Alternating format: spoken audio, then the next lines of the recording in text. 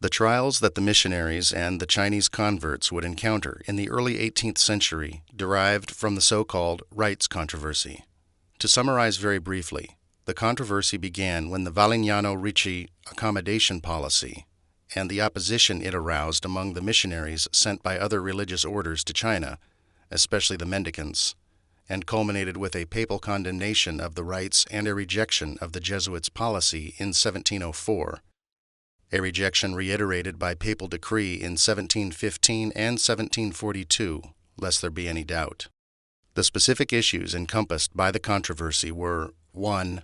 Whether certain established traditional Chinese terms should be used or new ones coined. For example, Shangdi, Lord on High, was a commonly used term with many religious connotations. Ricci and the Jesuits had no problem in using these terms. 2. Some Chinese rituals, for example, the degree-holding elites, in honor of Confucius and their own family's ancestors, burned incense, offered sacrifice, and prostrated themselves in the ancestral halls in their homes. Should these acts be considered religious observance or civic duty?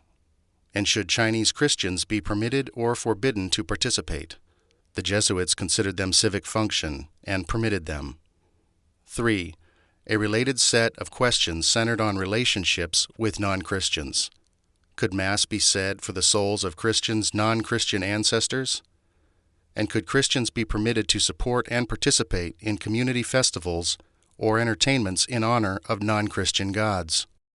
The Jesuits and their accommodation policy basically said yes to both questions.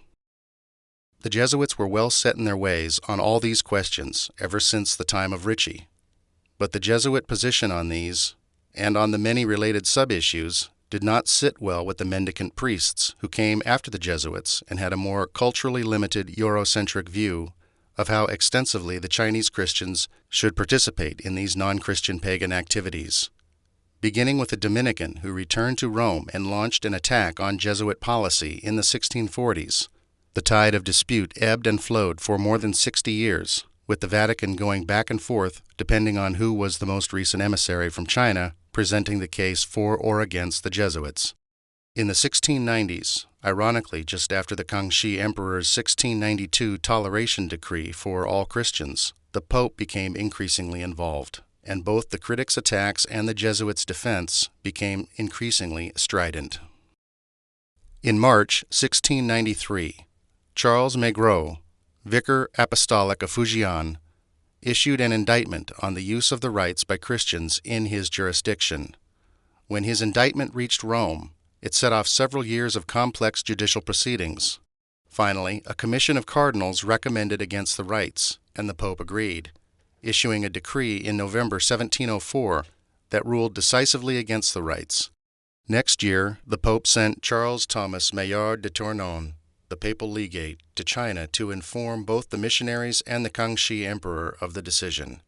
He turned out to be an unwise choice. Tournon behaved high-handedly toward the missionaries and disrespectfully toward the Chinese emperor. The Kangxi Emperor had been puzzled for years by this issue festering among the missionaries. Curious, in July 1706, he invited Tournon to the summer capital north of Beijing for a discussion. Tournon took along Maigret, and they had disastrous interviews with the emperor, during which Maigret showed himself incompetent in the Chinese language even after more than 20 years in China. The emperor grew increasingly irritated, then angry, at the message from the Vatican. In fact, he became quite outraged by what he saw as gratuitous interference in his state and culture by foreigners who spoke no Chinese, presuming to dictate to him the meaning for his subjects of Chinese rituals and cultural practices.